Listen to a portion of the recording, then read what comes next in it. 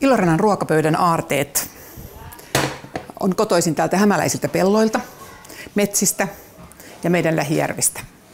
Asiakkaat arvostavat tämmöistä mutkatonta, konstailematonta lähiruokaa, joka on valmistettu meidän omassa keittiössä. Nykyisin kasvisruoka on paljon tärkeämpää kuin vuosikymmeniä sitten, eli sillä tavalla tämä ruokahistoria on muuttunut, että kasvisruokia meillä on paljon tarjolla sekä lämpimänä että erityisesti salaatteina. Ja myöskin lähijärvien kaloja arvostetaan kovasti. Ilorannan ruoka on lähiruokaa lähes kaikki. Ja kalat on tietysti muikut, kuhat, hauet on meidän isoroineista ja näistä lähijärvistä.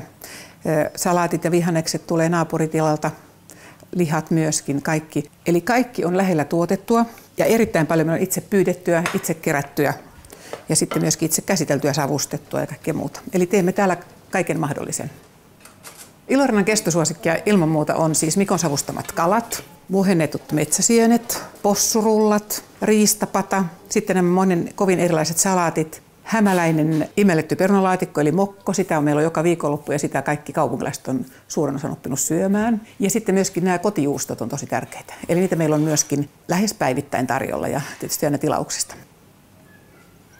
Ilorannan leipä leivomme kaikki täällä omassa keittiössä. Tämän leivän ja meidän ruisleivän erikoisuus on metsäpensasruis, jota kasvaa tässä meidän kylällä. Luomuruista, alkuperäislajike, jolla on aivan erinomainen maku.